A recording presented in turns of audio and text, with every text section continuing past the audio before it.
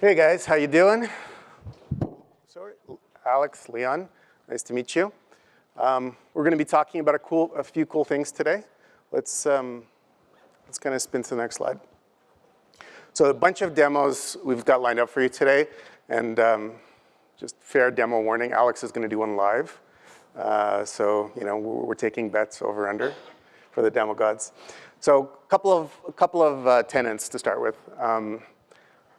Want to describe our partnership between HashiCorp and Oracle. So it's been a couple of years in the making, and I think we've really hit this interesting balance between supporting open source projects and Hashi's implementation of those for commercial and enterprise customers, and the kind of things that we're doing in OCI for cloud and cloud native that I think are gelling really well. And we're going to show you some of that today. Today, we're going to show you our Terraform provider for OCI, for Oracle Cloud Infrastructure, and an interesting way of managing OCI resources. And one of the things Alex is going to demo, and I don't want to steal his thunder, is how we kind of reverse engineer those resources back into infrastructure as code if you've done things a different way. And then I'm going to demo a couple of things around some announcements we've made for Vault. So we've got some OCI native plugins, 3 of them that we're going to explore, and I'm going to give you a demo of a few of those. Right? So Alex? Yep. Thanks, Leon. Good afternoon, everyone. I'm here to talk about how we deploy and manage infrastructure in OCI. One of the challenges around that is the astounding number of resource types that we support in OCI. These are things that encompass compute, block storage, load balancers, databases, and so on and so on. And being able to describe the relationships between all those things and how to deploy them is a challenge for us. And for us, it's been solved with Terraform. And we think Terraform is a great tool for doing that. We also have an OCI provider, which allows users to provision their Oracle resources in Terraform. And this is something where we work closely with HashiCorp to release this functionality on a weekly basis. And it's tightly integrated so that any new resource in OCI that can be supported is supported in Terraform from day one. On top of that, we also have another component called the OCI Resource Manager. This is our hosted resource management service. And again, we work with Terraform to allow customers to collaborate on their infrastructure as code and also to manage their security accesses to any infrastructure as code that they collaborate on. And so the point of OCI Resource Manager is to reduce a lot of that operational burden of collaborating on infrastructure. So as you can see, we already have great tools for deploying resources in OCI. And Terraform has been a great partner in helping us achieve that. But more specifically today, I want to address a gap in this story. And that is something that a lot of our OCI customers encounter when they first use our cloud. They have a lot of interest in Terraform, but they don't have enough of an understanding of the syntax, of the functionality, to know how to leverage it to build out their initial infrastructure. For them, it's often easier to start deploying and learning about these cloud resources through our web portal. They click through a set of guided steps and use a graphical interface to sort of build up their infrastructure. And over time, though, this becomes a problem, a management problem, and also a loss of fidelity about their infrastructure. Because as they add more resources through the console, their infrastructure becomes more complicated. They have maybe tens to hundreds of instances they may need to manage. And so they lose the recipe for how to rebuild that infrastructure and duplicate it, which is where Terraform configurations come in. And they also lose the ability to manage that infrastructure and deal with configuration drift, and that's where the Terraform state files come in. And so, great, Terraform is a tool to deal with these kinds of problems. But what can customers do about this already deployed infrastructure that they've done through the console? The options right now are unappealing. They can rebuild their Terraform infrastructure from scratch and rewrite all of their infrastructure that they've already deployed as Terraform configs. Or they can write in-house solutions for running Terraform import command if you've ever used that on a per resource basis. And those solutions are time consuming and not that appealing, to be honest. So how can we improve this experience for our Oracle Cloud customers? We think that the provider that I mentioned before contains a lot of the functionality that we can reuse to help rebuild and recover users' Terraform artifacts. But before I go into how that works, I want to define some of the goals for how this should work. The Terraform artifacts that we should generate, and when I say Terraform artifacts, I mean things like the state file and the configurations. They should be generatable by pointing at a customer's OCI compartment. For those of you who are not familiar with what a compartment is, in OCI, a compartment is a grouping of logically related resources. Think about all the instances inside a subnet, inside a virtual cloud network, and it's sort of the unit of isolation for a customer's infrastructure. The Terraform configurations that we generate from these compartments, they should be reusable and redeployable in other compartments. This is something that I think would be useful if you needed to duplicate the same infrastructure again and again and again. And also, one of the key ways in which we do this is the configurations we generate, they have to preserve the relationships between the resources. That way, if I run a Terraform apply again, all the ordering of how those operations and resources get deployed is preserved. And finally, we believe that any already deployed infrastructure in your compartments should be migratable to Terraform for management. And this is where state files come in. The state files that we generate should reflect the actual state of those resources that you created in the web portal. I'm going to dive a little bit into how this works inside our provider. I may use a lot of terminology that is really technical, but bear with me for a moment. So on the left-hand side, we have this example of a compartment with resources that are already deployed. And here, this is the building blocks for the Vault infrastructure that Leon is going to talk about in a bit. So this compartment contains things that are resource types that are dependent on one another. For example, you have a virtual cloud network, a subnet, and you have one or more virtual machines that are behind a load balancer.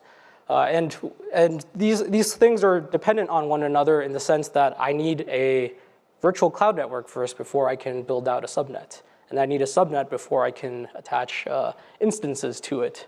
And each of these things have, in OCI, what we call OSIDs, but they are really just unique identifiers for these resources in our cloud. So how do we build out this inventory of all these resources in the user's compartment? First, we start with this notion of data sources in our provider. If you've used our provider before, we have data sources that allow you to discover resources inside a compartment. And with that, we're able to build out this list of resources that are related by traversing this dependency graph that I talked about earlier. This dependency graph of we found a VCN, and then we should be able to find all the subnets under that VCN, and so on and so forth. So once we have that, our next step is to build the resource representation, again, using the data sources, by populating all the required and optional attributes of those resources. Once we have that, we can also come up with logical Terraform names for those resources. And once we have all that information, that gives us sort of the starting point to create the Terraform HashiCorp configuration language files, as well as the Terraform state files using Terraform import commands. So let me dive a little deeper into this by showing you all a demo. As Leon said, this will be a live demo, so fingers crossed.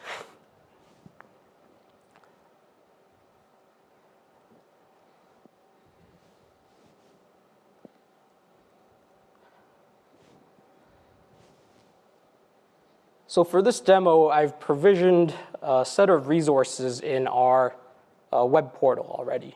These are the same resources that I showed you earlier in the previous slide with the diagrams. This has a virtual cloud network. And within the virtual cloud network, there's a subnet and one or more related networking resources. Each of these has its own OSID, or unique identifier. So for those of you guys who haven't seen this, this is the OCI console.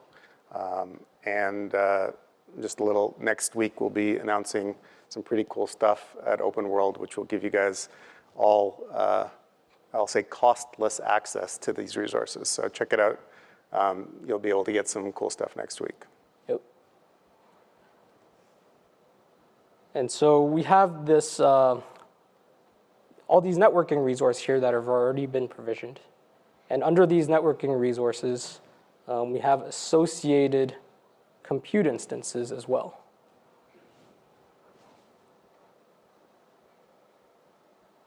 There are 2.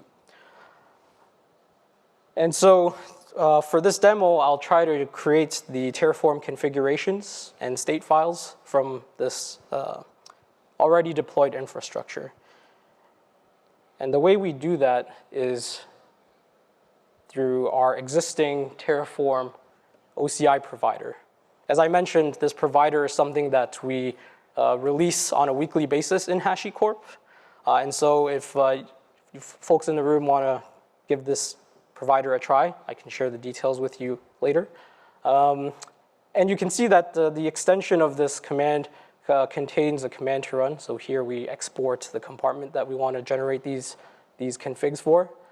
We have a name of the compartment that we want to target, and just a place where we generate all the files. So if I were to run this, so this is traversing the dependency graph, this predefined dependency graph that I mentioned earlier, wherein, again, a virtual cloud network is depended on by subnets, which are then depended on by instances, and so on and so forth.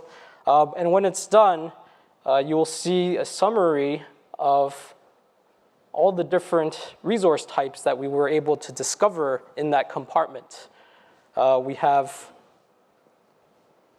10 core resources. So core is sort of our grouping for compute, block storage, and networking resources. We also have 6 load balancer related resources. These are things like listeners for the load balancers, the backends. And I can also show you the files that were generated.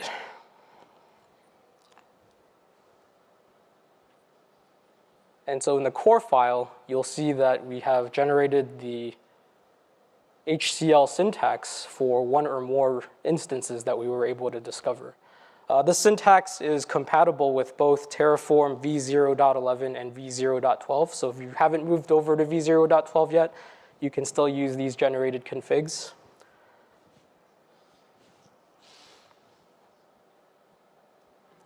You will also see that we have preserved the dependencies between these resources in Terraform. This is done through interpolation syntax, which references other resources. So in the case of this instance, for example, we know there's a dependency between this and the subnet. And so if I were able to run apply on this, you would see that the ordering of those resources is going to be deployed in this order. One other cool thing we can do with this is actually upload all of these generated Terraform config files into our OCI Resource Manager service. And I can show that very quickly. So going back to the web portal here, we have this notion of stacks in our resource manager. A stack is just a collection of all the config files and state files needed to recover and manage your infrastructure. So what we can do is create a stack here. But before we do that, we should zip up all of our configuration files.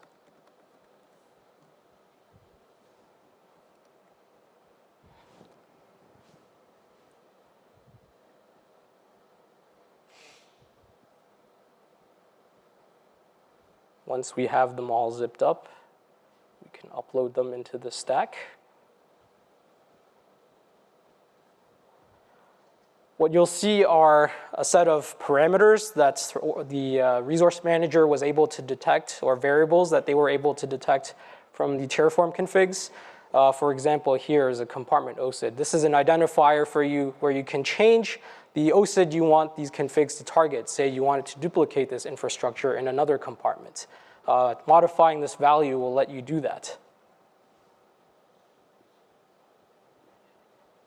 And if I were to create this stack, you'll soon see that I have the ability to perform different Terraform actions on these generated configuration files, things that you've probably already used, like plan, Terraform apply.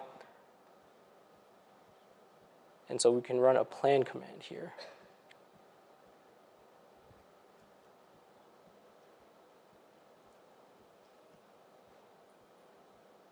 As this is running, I can show you another plan command that I have previously run with the same configuration files.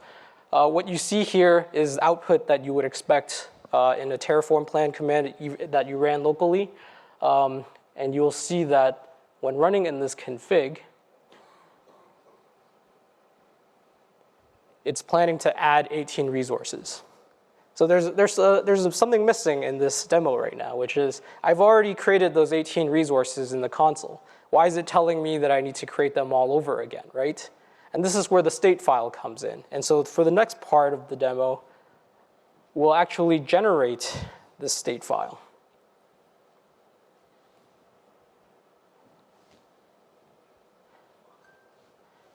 And the command to do that is the same as before. All we need to do is add a flag to do that. And what it's doing right now is very similar to what we were doing before. We're discovering all of the resources in the compartment. We're also calling the import command from Terraform to actually generate all of those resources. So as you can see, it's going through the dependency graph again. Once it's done that, you might be familiar with all these log messages. These are the same messages you would see if you ran a Terraform import command. The great thing about Terraform is that they expose a lot of the libraries that they use that implement their command functionality. And so we've worked with HashiCorp to actually leverage a lot of that functionality here so that we can import all of those resources we discovered into a single state file. And now that it's done, we see that it's discovered the same resources as before. But the true test of whether you were able to recover the state is, of course, to run a Terraform plan command. The resulting output of this command is, I would hope, that no change in infrastructure is needed because the state file should already reflect the actual state of these resources.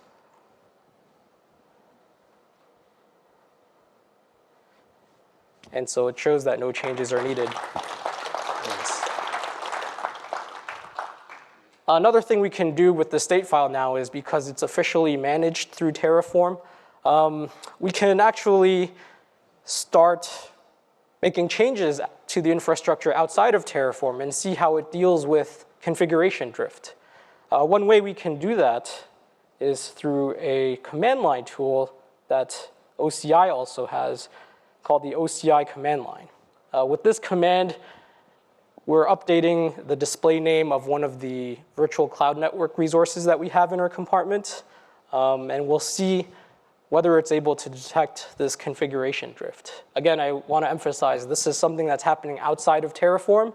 This could be anyone else who has access to your infrastructure making a change that Terraform is not aware of. And so we'll name this a drifted VCN.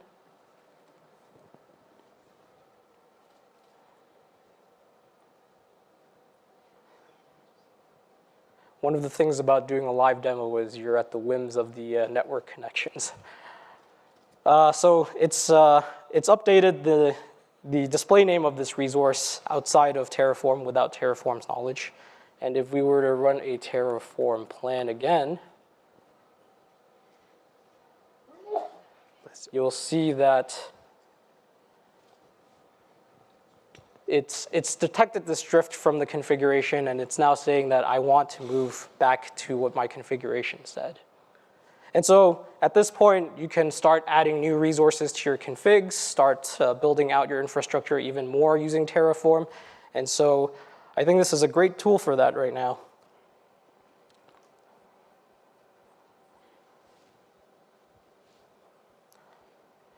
So what's coming up with this tool?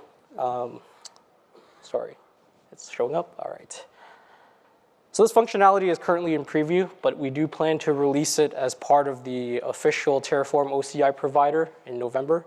Once it's part of the provider, you can actually download it from the HashiCorp registry and try it out against the OCI resources.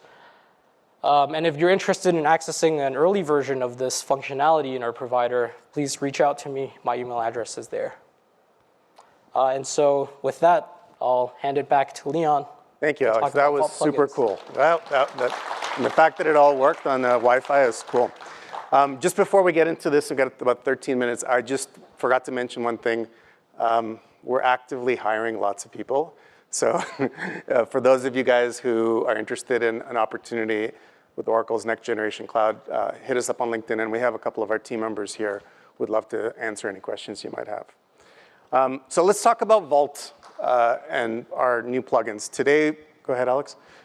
Today, we're announcing 3 new plugins for Vault that will allow Vault to work natively with OCI. So what does that mean? We're introducing, and it's all going to be part of release 1.2.3, which is a super cool release number. And we're doing 3 things. So the first thing is we're integrating Vault with our native key management service. So KMS, for those of you who don't know, is a cloud-based service that allows you to safely store your encryption keys.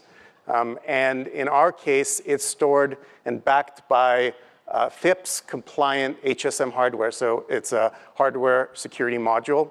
And the cool thing about our HSM is, I'll talk a little bit more detail about our HSM, but it gives you a very high degree of tamper-proof capability so that you know that your keys can't be touched or mangled outside of the HSM.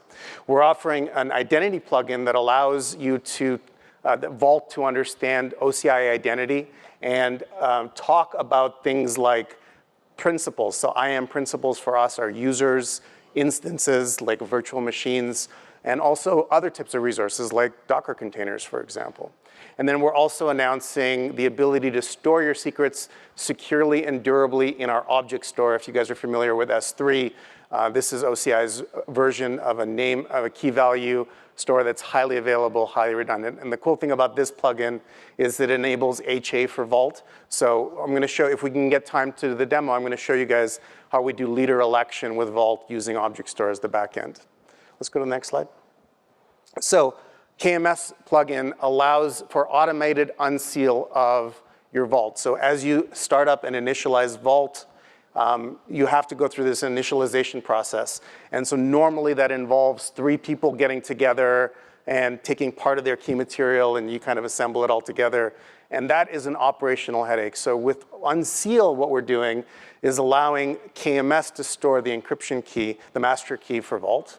And we'll show you in the demo how you can initialize it using our IAM and instance principles with no operator intervention, which is pretty cool. So that automated unseal is a big deal for us. Let's go to the next slide.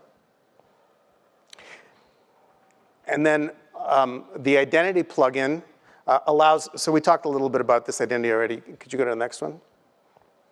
And then the last one is object store plugin. So this is the reliable backend that will store your secrets in a durable way, and then will also allow for that high availability scenario that we're going to demo. So let's go to the first one. And this is going to be the Unsealed demo. I'm not doing this live because Alex is super on edge, and I'm not that crazy. But so we'll show you this.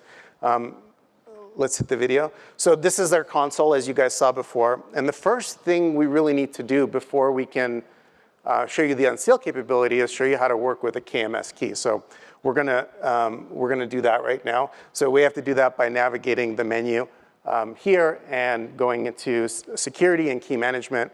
And then you're gonna see this. We already have a Vault demo key that we've created. And you're going to see what we really need out of here are 3 attributes. We need the OCID, which is our global ID. So this is going to be the pointer to that key.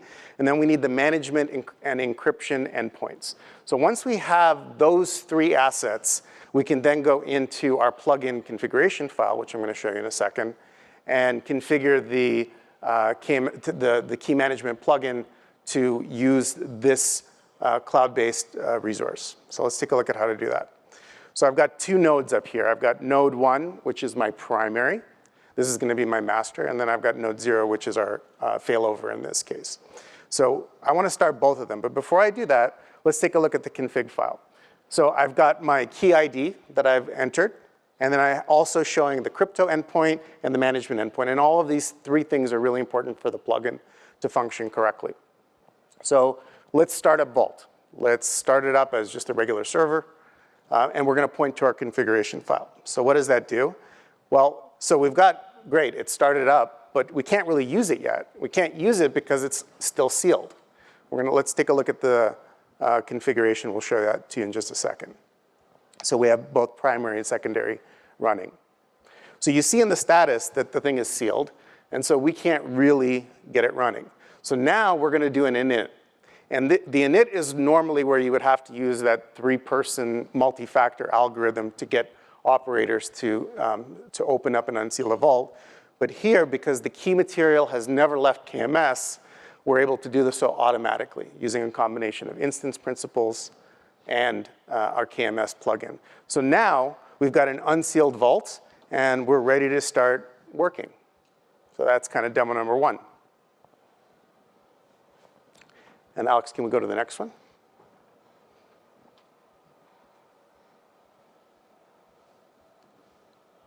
Sorry. Yeah, perfect. Now, here's the Auth plugin. So I'm going to show you a little bit about how to use Auth and identity within the plugin. So let's go ahead and start this. OK, so a little bit about IAM and instance principles.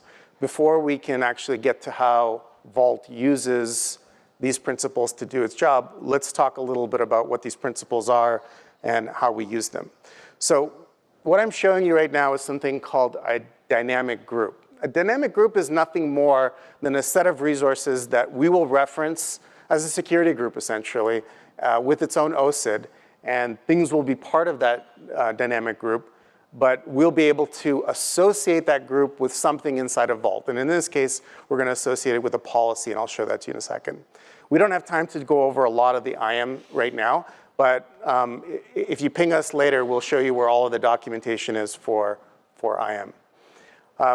Now let's actually talk about the plugin. So the Auth plugin is in GitHub, along with the rest of the release where I showed you. Let's take a look at a demo policy. So we have a role here that associates that OCID for that dynamic group along with the demo policy. And what I want to do is I actually want to take a look at what it's capable of doing. So in our case, we're going to take a look at the demo policy, and it's going to show us, hey, we've got some capabilities around create, update, read, and so forth, list, and so forth. But now let's start a session. Let's actually do something meaningful with our principles. So this is node 0, and node 0 has an instance principle. So already in OCI, node 0 is associated with this dynamic group. So theoretically, we should be able to log on to Vault without providing any credentials just because we're using the concept of this principle. So we're going to use our login command. And you're going to see that we were authenticated with a specific duration. But notice how I didn't have to give a root certificate or any other type of credentials. Just the fact that this is the power of IAM gluing things together for you, and it's creating a trusted relationship between this node and the Vault. What can we do with this? So in our config file, we see that there's a secrets path. And what I want to do is just let's go grab a secret. This kind of shows that the authentication worked, and we're able to do something meaningful within Vault. So we're going to just dump a value out of the Vault, and we see that we have a database password of my secret that we were able to get. Again, with no credentials, no certificates required in real time, just based on our instance principles and management policy. Okay. And I think we have time for our last demo. So let's try to do that one. And here's a cool one. I'm going to show you guys a failover between an active node and a passive node in real time. And what we're going to do is we're going to use leader election to do that. So in order to do that, we've got in our buckets, we've got 2 buckets configured. We've got a data bucket, and we've got a leader lock bucket.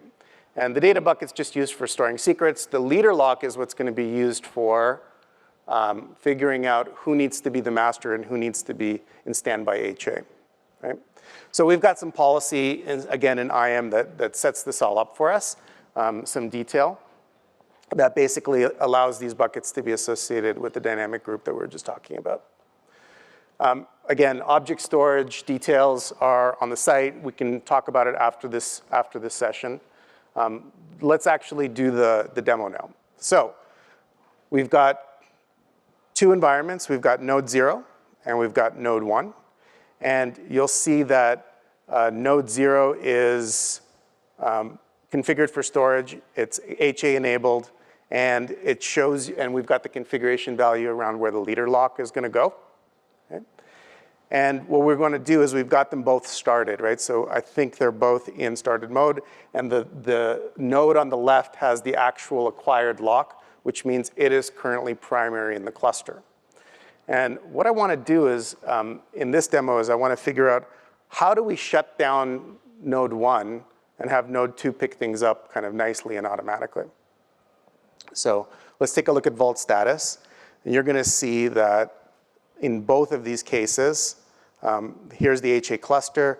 The right is on standby. Yeah, the right, or sorry, it's your left is on standby, and the right is currently primary.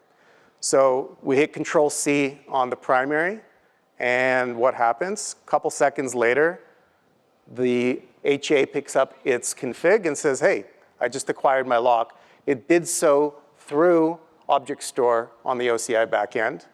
And all of a sudden now we have a primary that is without any downtime whatsoever, all done because of that kind of HA object store capability. So those are the 3 quick things we wanted to show you about the plugin. Hope you guys like that. And just to summarize, couple of kind of high-level points that I want to leave you with. Customers choose OCI for their enterprise workloads. Why? Because really we have a very strong compute and cost performance. We have a very strong set of bare metal instances that customers can leverage, and extremely predictable behavior over time. So you don't have this randomization of how your instances are running.